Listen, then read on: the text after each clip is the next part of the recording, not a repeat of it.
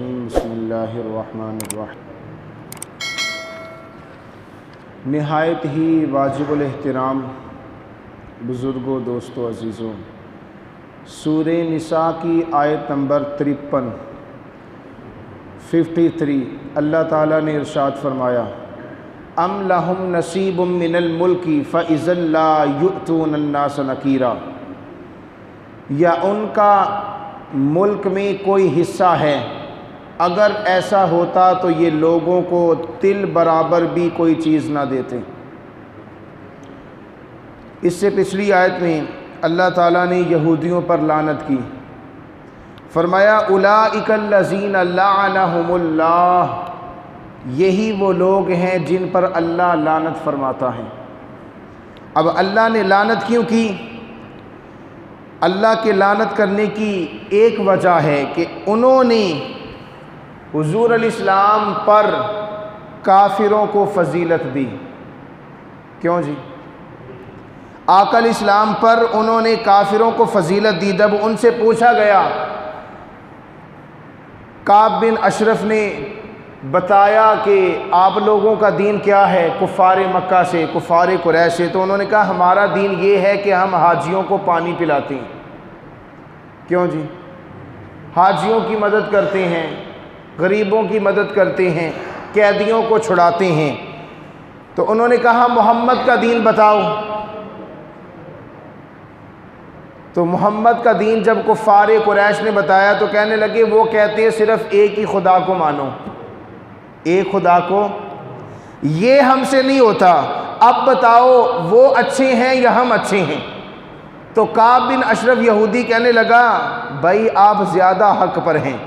تو جب اس بندے نے آقا علیہ السلام کی ذات پر کفار قریش کو اچھا کہا تو اللہ نے فرمایا اولئک الذین لعنہم اللہ، لعنت ہے بھائی تجھ پہ۔ کس پہ؟ تجھ پہ لعنت ہے کہ تو نے آقا علیہ السلام کی ذات پر کفار قریش کو ترجیح دی۔ بالکل ایسا ہی ہے کوئی بندہ عالم پر کسی جاہل کو ترجیح دے، یعنی عالم کی کوئی وقت نہیں ہے اس کی نظر میں کہ وہ اس کے مقابلے میں کہ جاہل کو لا رہا ہے۔ تو اللہ نے فرمایا کیا تم میرے حبیب کے مقابلے میں کفار کو لاؤ گے؟ اس لیے اللہ تم پر لعنت فرماتا ہے۔ تو اللہ نے جب لعنت کی تو اللہ کے لعنت کا معنی کیا ہے؟ کہ اللہ نے فرمایا یہودیوں پر جو اللہ کی لعنت پڑی ہے وہ یہ ہے کہ دنیا میں بھی جہاں کہیں یہ رہیں گے لعنتی بن کے رہیں گے۔ یہ دنیا میں لعنت ہے ان پہ، اور اتنی بڑی لعنت اللہ نے فرمائی کہ میرے آقا نے فرمایا اگر میرے کسی امتی کے پاس صدقہ دینے کے لیے کچھ نہ ہو، وہ یہودیوں پر بس لعنت کر دے، اللہ صدقے کا اجر دے گا۔ اتنی لعنت فرمائی اللہ نے۔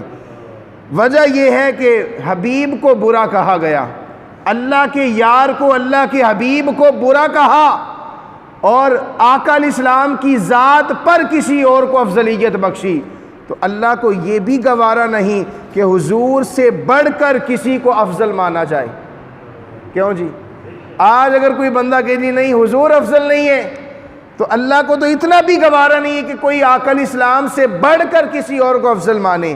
تو اللہ نے فوراً لعنت فرما دی، فرمایا دنیا میں بھی لعنتی ہو، اور آخرت میں کتنی لعنت برسے گی کہ کوئی بھی شخص قیامت کے دن کسی یہودی کے کام نہیں آئے گا۔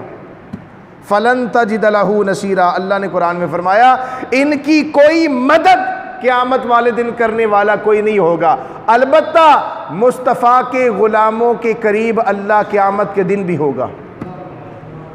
مصطفیٰ کے غلاموں کو اللہ کا قرب اس دنیا میں بھی ہے، اور آخرت میں رب اپنا قرب زیادہ دے گا، زیادہ قریب ہو جائے گا۔ تو اس آیت میں فرمایا کہ وہ لوگ یہ کہتے ہیں کہ ان کا ملک میں کچھ حصہ ہے، اور وہ اتنا حصہ سمجھتے ہیں کہ کسی کو کچھ دینا گوارا نہیں کرتے۔ یہاں سے لفظ ملک سے مراد نبوت ہے۔ یہودی یہ سمجھتے تھے کہ نبوت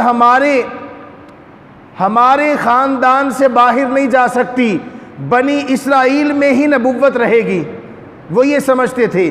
اللہ نے فرمایا ایڈی بھی خوش فہمی ٹھیک نہیں ہوندی بھائی، اتنی بھی خوش فہمی ٹھیک نہیں ہے۔ پھر اللہ تعالیٰ نے اسماعیل کی نسل میں مصطفیٰ کو اتارا اور بنی اسرائیل کی نسل کاٹ دی۔ فرمایا بس اتنی بڑی۔ وہ یہ سمجھتے تھے ام لہم نصیب من الملک، وہ کہتے ہیں ان کا ملک میں کوئی حصہ ہے، یعنی ملک نبوت کو کہتے ہیں۔ وہ کہتے ہیں نہیں، نبوت ہم سے ہے، نبوت ہمارے نسل سے چلی ہے اور اسی تک رہے گی، اس میں کسی کو حصہ نہیں ملے گا۔ اللہ نے فرمایا حصہ تسی دینا، حصہ تو رب دینے والا ہے۔ وہ یہ سمجھتے تھے نبوت صرف بنی اسرائیل پر ہے، اس کے علاوہ اللہ کسی اور قوم کو نبوت نہیں دے گا۔ لیکن اللہ تعالیٰ نے اپنے حبیب کو نسل اسماعیل میں مبعوث فرما کر یہ ظاہر کر دیا کہ نبوت کسی کی وراثت نہیں ہوتی، نبوت کسی کی وراثت، کسی کی جائیداد، کسی کی بادشاہت نہیں ہے۔ اللہ نے اپنے حبیب کو آخری نبی بنا کر یہ واضح کر دیا کہ اے یہودیو، تمہارا یہ جو دعویٰ تھا آج کے دن رب نے رد کر دیا کہ نبوت جو تمہاری نسل میں آئی تھی اس کا اختتام نسل اسماعیل میں کیا گیا۔ تو یہ حصہ جو وہ بنائی بیٹھے تھے اپنے آپ میں کہ نہیں ہمارا حصہ ہے، نبوت میں ہمارا حصہ ہے، اللہ نے فرمایا اگر ان کا بس چلے تو اس میں وہ تل کے برابر بھی کسی کو حصہ نہ دیں، کسی ضرورت مند کو کچھ دیں ہی نہ۔ اگر اللہ ان کو بادشاہت دے دیتا تو فرمایا ایسا نہیں ہے، اللہ جسے چاہتا ہے اسے نبوت پہ، نبوت کے منصب پر سرفراز فرماتا ہے۔ تو اس آیت میں یہودیوں کو تھپڑ مارا اللہ نے، فرمایا یہ جو تمہاری بدبختیاں ہیں ان کا یہ بھی کہنا تھا، وہ یہ کہتے تھے کہ جنت ہمارے لیے ہے، ہم جنت کے لیے ہیں، جنت میں سوائے یہودیوں کے کوئی جا ہی نہیں سکتا۔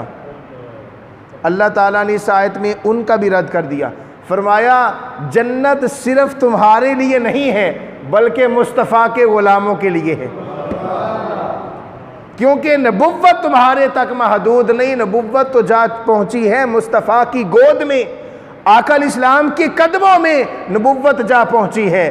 اور جس نبوت کو جس قوم نے مان لیا ہے وہ ہے امت مصطفیٰ، تو امت مصطفیٰ کا رب سے وعدہ ہے کہ انہیں قیامت کے دن جنت نصیب فرمائے گا۔